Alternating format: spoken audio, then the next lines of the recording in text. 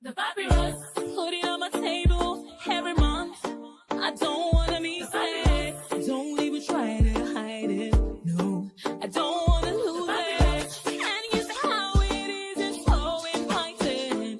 The papyrus, we're all so alive. The papyrus. Nigerian state celebrates corruption, says Jibrin, Okutepa, son.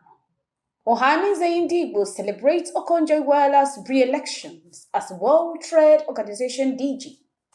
Bills to establish Entrepreneurship Institute in Abia State passes first reading. TUC president raises concern over improper implementation of new minimum wage. Sheikh Gumi supports President Tinubu's tax reforms. House of Representatives call for suspension of CBN staff retirement plan. Nigerian government unveils initiative to create 20 million jobs for youths. The news in details. Senior Advocate of Nigeria, Jibrin Samuel Okutepa, has accused Nigeria of celebrating corruption rather than fighting it. Reacting to the historic forfeiture of 753 duplexes linked to corruption, Okutepa criticized the national security agencies for their failure to detect and prevent such crimes while they were being committed. He questions how the massive fraud escaped detection, stating that the property allegedly forfeited did not belong to a person with immunity, where were our security agencies when these crimes were being perpetrated.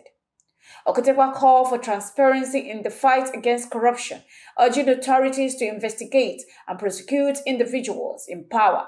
He added, "We must avoid a fight against corruption that appears to be politically revenge. The forfeited property must be transparently accounted to Nigerians."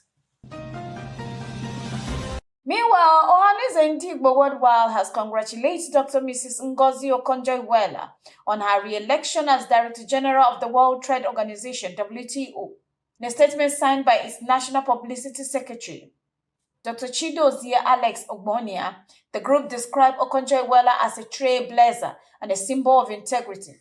She is one of the few Nigerians committed to a decent life. Okonjo-Iweala not only abhors corruption, but has introduced institutional reform to increase transparency. The statement reads, the Igbo body lauded her achievement, including spearheading Nigerians' Paris Club debt relief and her repeated recognition on Forbes' list of the most 100 powerful women.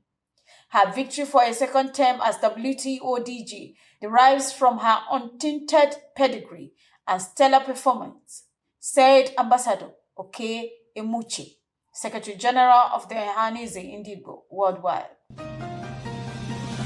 Also, the Senate has advanced a bill to establish the Federal Institution of Entrepreneurship and Technical Skills Development in Osisoma, Abia State, sponsored by Senator Austin Akobundu. The bill aims to harness the entrepreneurial potentials of Abia Central Senatorial District, particularly in Osisoma and Aba. The latest initiative aligns with Senator Akobundu's legislative agenda, which has already included bills for a national sports university in Nsulu, a federal institution of information and communication technology in Umuahia North, and a federal college of health technology in Okwano.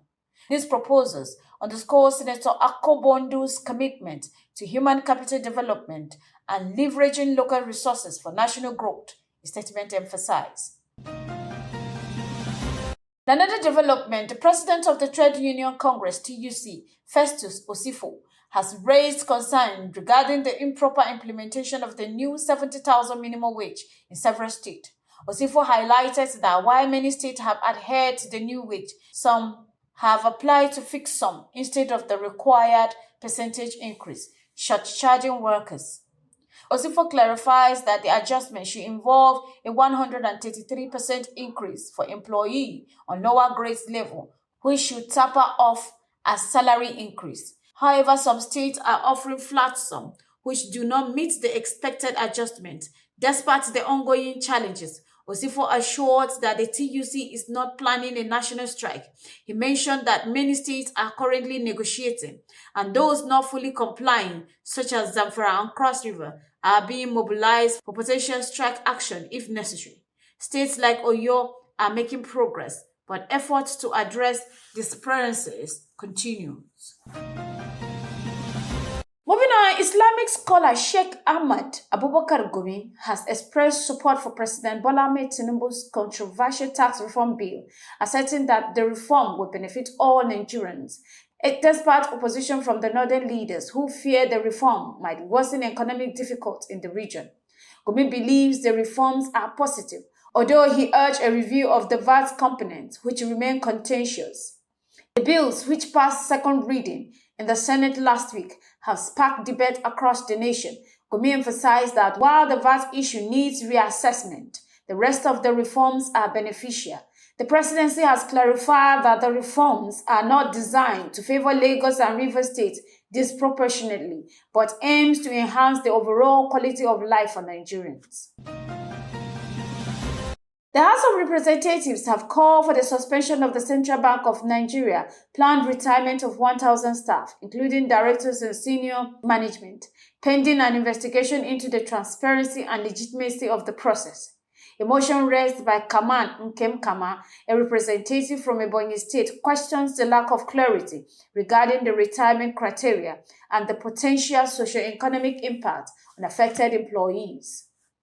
The House expressed concern about the large severance packages, reportedly exceeding 50 billion, and the possibility of mismanagement of public funds. An ad hoc committee has been formed to investigate the issue and has been given a 4-week deadline to report its finding.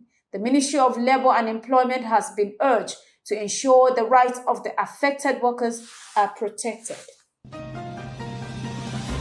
Finally, the Nigerian government has launched a pioneering initiative to create 20 million jobs opportunity for the nation's youth within the next 24 months. The Nigerian Youth Economic Engagement and Radicalization Program, NIYEDIP, is designed to tackle youth unemployment and stimulate economic growth across various sectors such as agriculture, technology, renewable energy, entertainment, and food production. One of the program's center components, the Youth Farmers Cooperative Schemes, aim to recruit 12 million young farmers within 2 years to enhance food security and combat joblessness. NIYEDIP is spearheaded by the Federal Ministry of Youth Development and the Senate Committee on Sport Development, with a focus on creating sustainable job opportunity for young Nigerians. This has been the Papyrus TV Africa. The Papyrus.